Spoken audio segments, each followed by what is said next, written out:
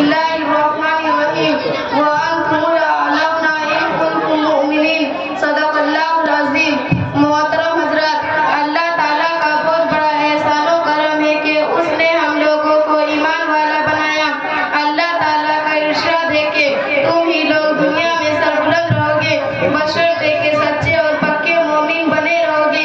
یہ حقیقت ہے کہ ایمان و یقین کی طاقت اتنی بڑی طاقت ہے کہ دنیا میں اس سے بڑھ کر نہ کوئی طاقت وجود میں آئی اور نہ آئندہ وجود میں آ سکتی ہے.